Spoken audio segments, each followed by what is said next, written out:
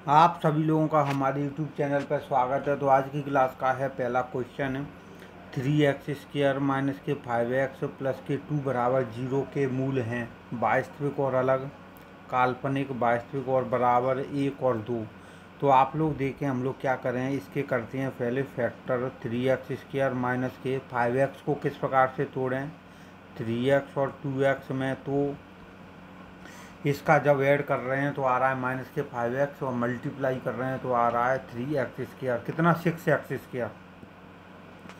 अब देखो आप यहाँ से लेंगे 3x कॉमन, तो यहाँ पे क्या बचेगा, x बचेगा केवल, माइनस के 1, माइनस के 2x माइनस के 1। जब माइनस के 2 कॉमन लिया तो यहाँ पे x बचा और माइनस प्लस होगा माइनस के 1 बराबर 0। इन दोनों ब्रैकेट में सेम संख्या है तो हम लोगों का सही है यहाँ तक। अब देखो 3x माइनस के 2, x माइनस के 1। तो अब आप लोग देख लो, जब यहाँ से हम लोग क्या निकालेंगे, x की वैल्यू निकालेंगे ना, 3x माइनस के 2 बराबर 0, तो 3x बराबर 2 और x की वैल्यू आएगी 2/3 आएगी। कितनी, 2/3। अब आप लोग देखो x माइनस के 1 बराबर 0, तो यहाँ पे आएगी x बराबर 1 आएगी। कितनी आएगी, x बराबर 1। तो वास्तविक और अलग अलग मूल हैं, अलग अलग है ना, x की वैल्यू देख लो अलग अलग है, 2/3 और 1, तो वास्तविक और अलग अलग मूल हैं। यही है इसका उत्तर। अब आप लोग देख लो अगला क्वेश्चन, यहाँ पे क्या पूछा गया है, 53 का वर्ग है, बताएं कितना है 53 का वर्ग। या देखो 53 का वर्ग कितना है, 3 3 कितना होता है, 3 त्रिक का 9, तो 5 15, 3 त्रिक, और फिर उसके बाद में 5 3 15 की 5 हासिल 1, 5 25 और 1 26, 9 5 5 10 की 0 हासिल की 1 6 1 7 और 1 8 और 2 28 और 9 होता है। बाकी के ये दोनों नहीं होंगे। अब देखो आप दूसरा तरीका क्या है इसका, यदि आप लोग क्या करें, 53 है मान लो, तो लास्ट डिजिट होती है, तो इसका क्या है, वर्ग है। तो यदि 3 का वर्ग करोगे ना तो कितना आ रहा है, 9, तो लास्ट डिजिट होना चाहिए 9, तो केवल इसी में है, इसमें नहीं है, इसमें नहीं है, तो ऐसे भी लगा सकते हो। अब आप लोग देख लो अगला क्वेश्चन है, यहाँ पे क्या पूछा गया है, सबसे छोटी संख्या कौन सी है जिसे परफेक्ट स्क्वायर बनाने के लिए 72 से गुणा करना आवश्यक है। एक आदर्श वर्ग कहें या एक परफेक्ट स्क्वायर कहें।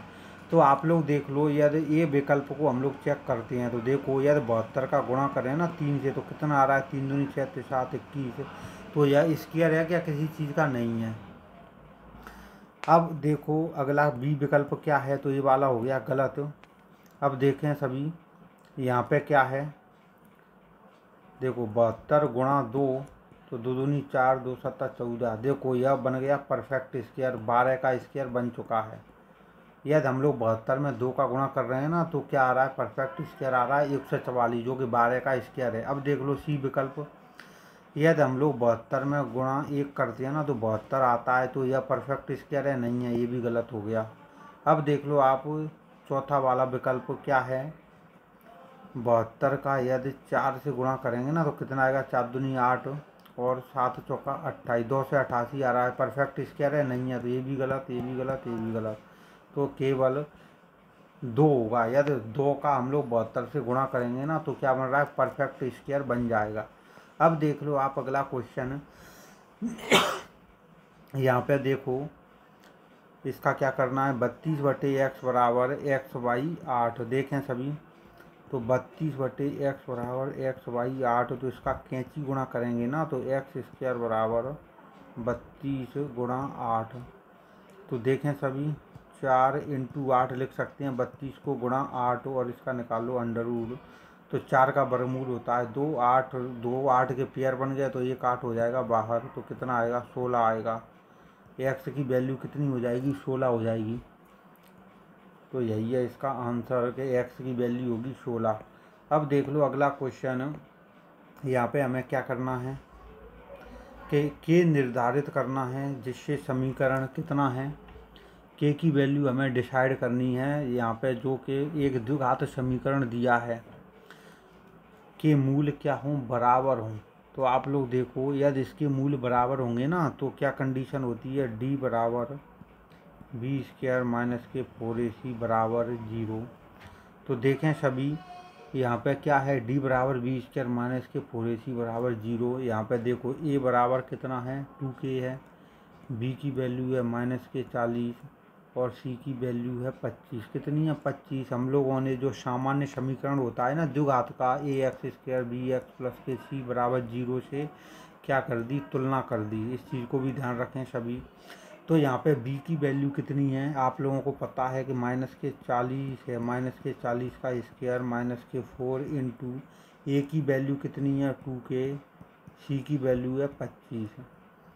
जब हम यहाँ से इसको करेंगे सॉल्व तो देखो माइनस के 40 का स्क्वायर आएगा प्लस का 1600 माइनस 2500 का 100 और 2 से आएगा 200k बराबर 0।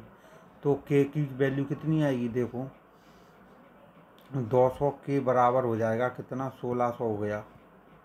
तो k की वैल्यू आएगी 1600 अपॉन में 200। तो 2 जीरो से 2 जीरो कैंसिल, 2 अट्ठे 16। तो k की वैल्यू आ जाएगी 8। क्या आ जाएगी, k की वैल्यू आ जाएगी 8 आ जाएगी। अब आप लोग देख लो अगला क्वेश्चन। यहाँ पे क्या करना है हमें, देखें 12 संख्याओं का औसत है। 12 संख्याओं का औसत कितना है, 4 है। 12 संख्याओं का औसत है x है। कितना है, 12 संख्याओं का औसत x है। यदि प्रत्येक संख्या में 4 से बढ़ जाए प्रत्येक संख्या, तो औसत पर क्या प्रभाव पड़ेगा। तो देखें, देखो 12 संख्याओं का औसत दिया है, कितना है, ये औसत x है बराबर x।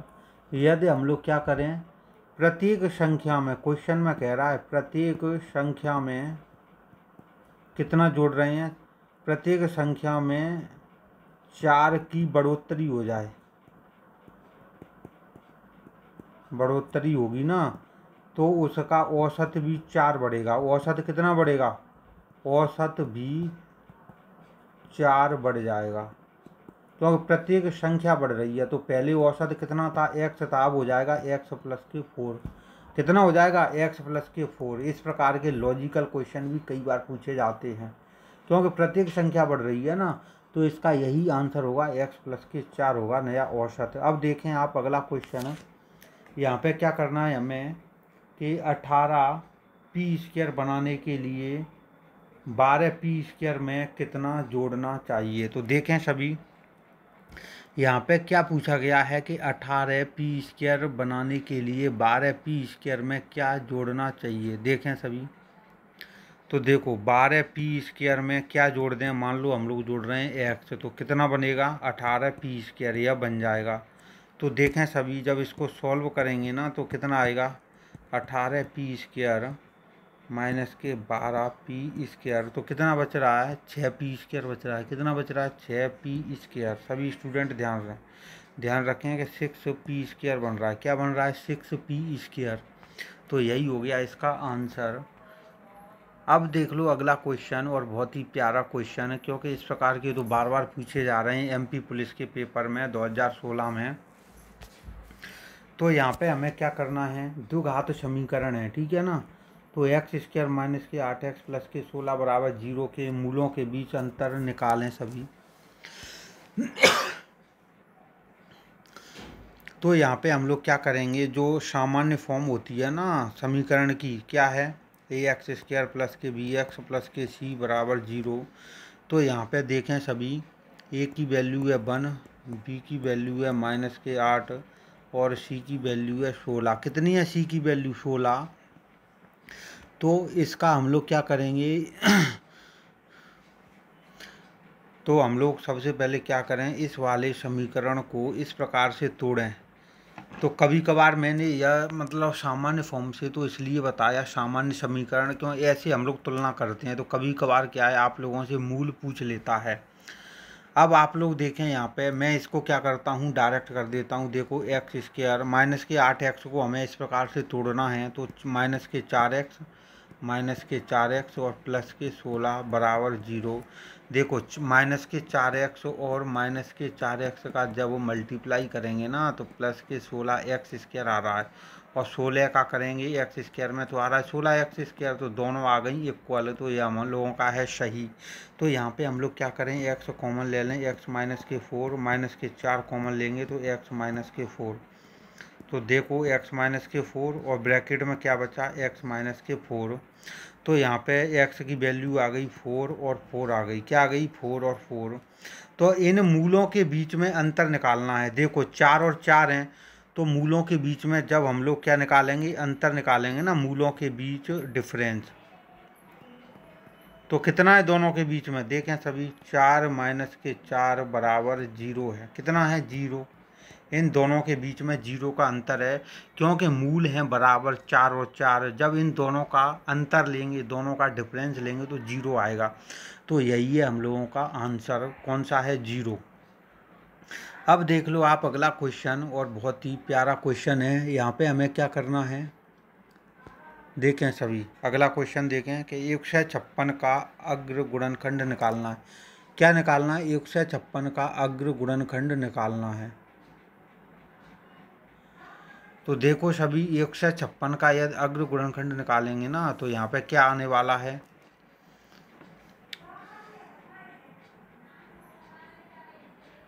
तो हम लोग निकालते हैं इसके अग्र, मतलब विषम गुणनखंड। सभी ध्यान रखें सभी लोग। तो देखो 2 को भी कंसीडर करते हैं, तो 2 का भी भाग जाता है इसमें। तो क्या क्या होंगे, देखें सभी,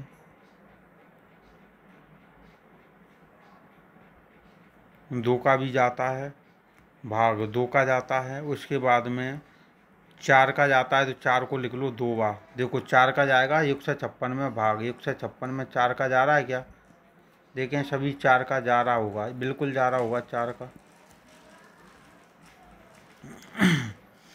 तो देखो 156 में यदि हम 4 का देंगे ना भाग, 4 या 12, 3 बची, 4 नंबर 36, 4 नंबर 36 जा रहा है, तो 4 लिख लो ना। 4 को क्या लिख सकते हैं, 2 की घात 2, तो 2 भी शामिल हो गया और वह भी हो गया, तो यहाँ पे लिख लो 2 की घात 2।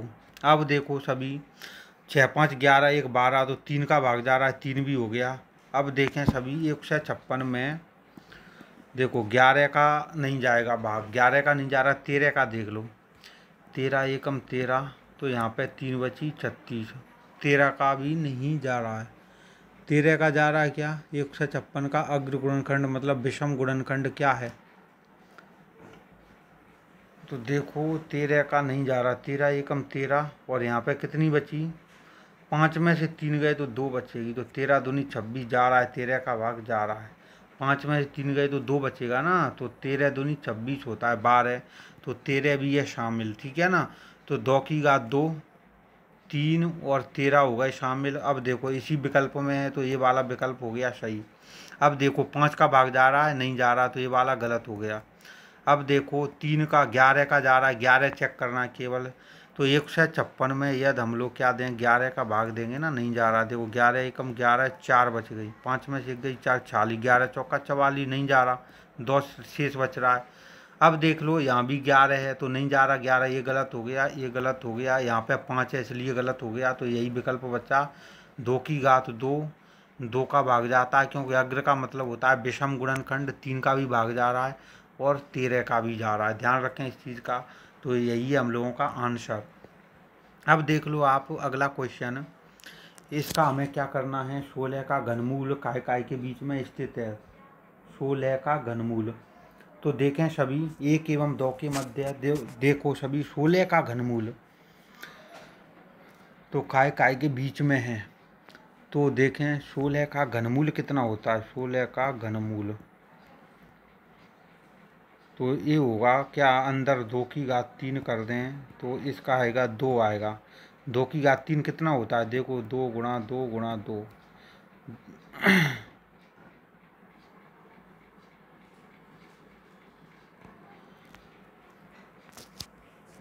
तो क्या कह रहा है, 2 की घात 16 का घनमूल है, मतलब 16 का घनमूल पूछा है, लेकिन देखो 2 की घात 3 तो क्या होता है, 8 होता है, 2 की घात 3 होता है 8, आप लोगों को पता है। तो इसका कितना आता है, इसका आता है 2 आता है, कितना आता है, 2 की घात 3 होता है 8, तो इसका घनमूल आता है 2 आता है, कितना आता है 2। अब आप लोग देखें 16 क्या है, इससे ज़्यादा है, मतलब 16 को हम लोग क्या लिख सकते हैं, 2 की घात 4 लिख सकते हैं, कितना लिख सकते हैं, 2 की घात 4। 2 की घात 3 और यहाँ पे बचेगा कितना, देखो 2 की घात 3 गुणा 2, यही तो बच रहा है। तो 2 की घात 3 का तो हो गया 2 और अंडर रूट 2 की 3, तो इसका जो आएगा ना घनमूल काय के बीच में होगा, आप लोगों को इसमें पता चल रहा है 2 एवं 3 के बीच में ही तो आ रहा है।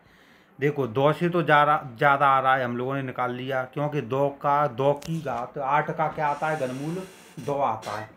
8 का घनमूल आता है 2 और 27 का कितना आता है आप लोगों को पता है कि 3 गुणा 3, 3 त्रिक का 9, 9 तिया 27। इसका कितना आता है, इसका आता है 3, तो 2 एवं 3 के बीच में ही तो आ रहा है। इसका घनमूल 8, 16 का आ रहा है कि नहीं आ रहा। 16 का घनमूल 2 एवं 3 के बीच में ही आ रहा है, क्योंकि 8 का घनमूल और 27 का घनमूल कितना होता है, इसका 3 होता है और इसका होता है 2 होता है। इसका कितना होता है, इसका होता है 2 और ये बीच में आएगा 16। ध्यान रखें 16 कहाँ आएगा, बीच में ही आएगा, 2 एवं 3 के बीच में। ध्यान रखें इस चीज़ का, तो यही हो जाएगा इसका आंसर। तो आज की क्लास के सभी क्वेश्चन होते हैं कंप्लीट। सभी स्टूडेंट हमारी क्लास को ज़्यादा से ज़्यादा करें शेयर और सभी देखने वाले स्टूडेंट कर दें लाइक ज़रूर कर दें, फटाफट लाइक करें और ज़्यादा से ज़्यादा करें शेयर। अब हम आप लोगों से मिलेंगे अगली क्लास में। ये सभी क्वेश्चन एमपी पुलिस में आए हुए हैं 2016 के पेपर में। सभी स्टूडेंट इनको अच्छे से कर लें, क्योंकि इस प्रकार के क्वेश्चन ही बार बार रिपीट होते हैं एमपी पुलिस कांस्टेबल के पेपर में। अब हम आप लोगों से मिलेंगे अगली क्लास में। जय हिंद, जय भारत, जय महाकाल।